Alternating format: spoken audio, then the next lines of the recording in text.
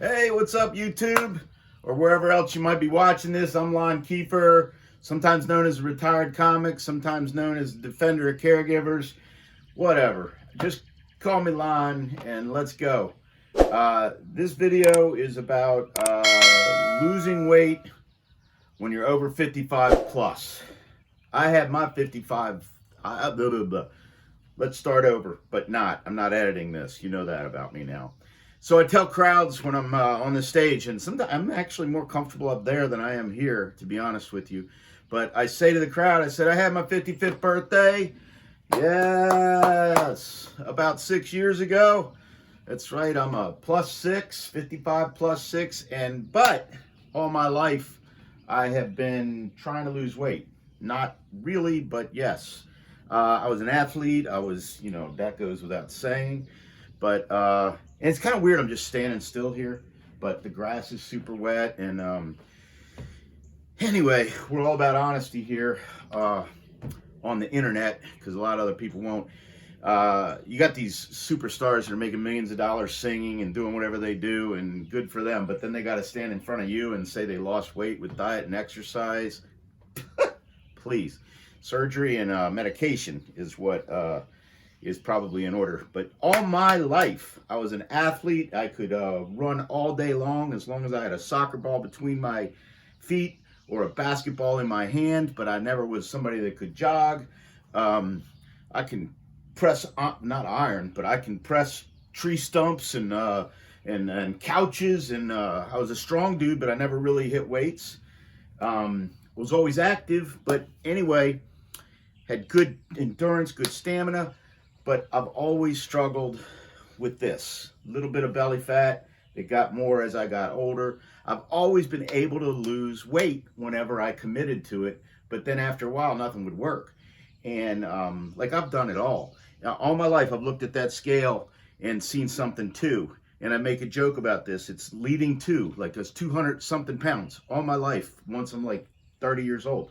And the joke is that I'm going to change it. This is the year that, if I just give up diet and exercise and vegetables, I think I can push through to 3. Sometimes I feel like that's what I was doing, because no matter what I did, it seemed like I wasn't going anywhere anymore. And over the age of 55, it got harder. Let me tell you, I used to be able to drop 10 or 15 pounds. I couldn't necessarily keep it off, but I could drop it. Anything I did.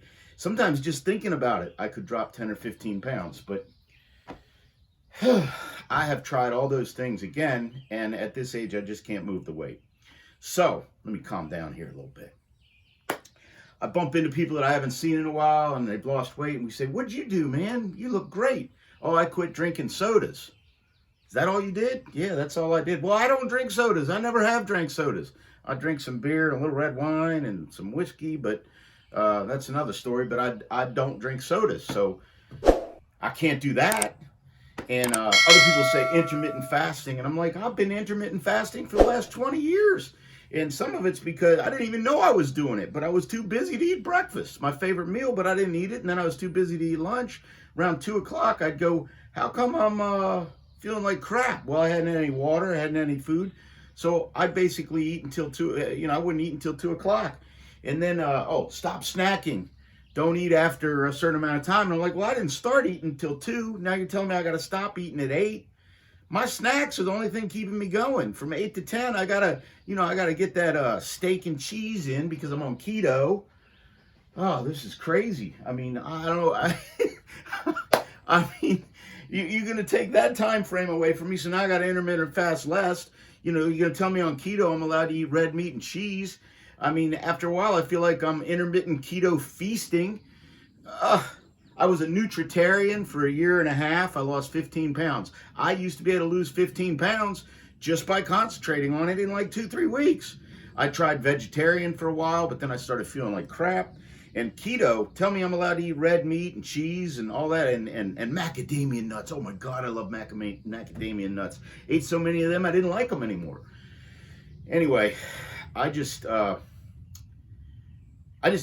know what to do. And it became something that was an obsession. I'd see myself on video. I don't like it. I don't like this. My wife and I taking pictures. It's hilarious. My wife is adorable, and she hates every picture she's in. And then we'll get one where I feel like I look good, where you don't see this chin, and she'll reject it. Between the two of us, we can't share any pictures.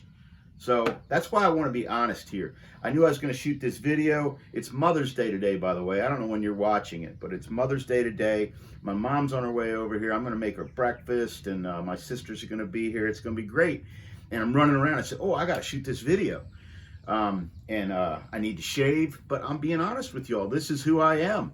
One of the reasons I don't like speaking at conferences too much is I don't look good in a suit, and you get judged by that kind of thing. But I'm a powerful speaker, so I want to be honest here. I'm so tired of people going on the internet and lying and making us believe life is better for them than it is for you.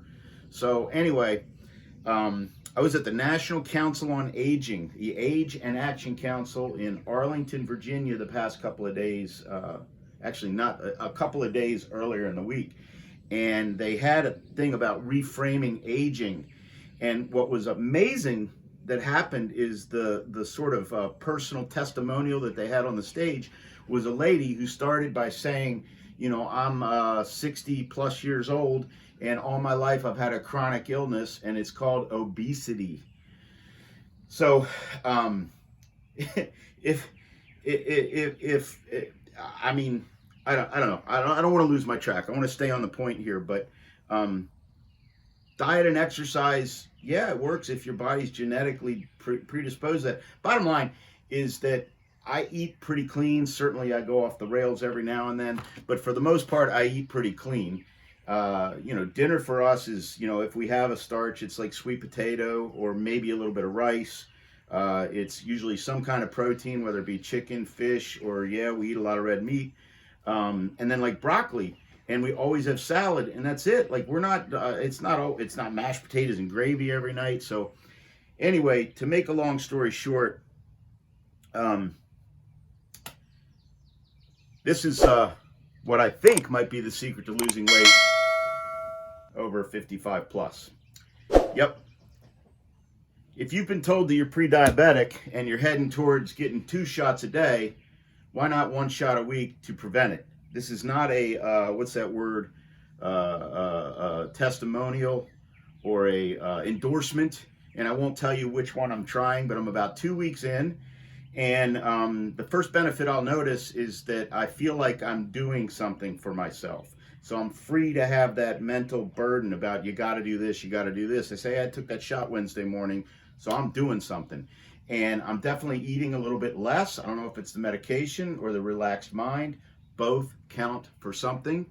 Obesity is a chronic illness, and it can become a mental illness because it can dominate your life if that's what you think about. So, you know, if this once a week is going to clear my brain and avoid me from doing it in the morning and the evening because of diabetes or what have you, I'm at the point where I was going to give it a try, and I wanted to be honest about it with you. I joke about my weight on these videos, and I thought I'd be serious about my weight for a minute.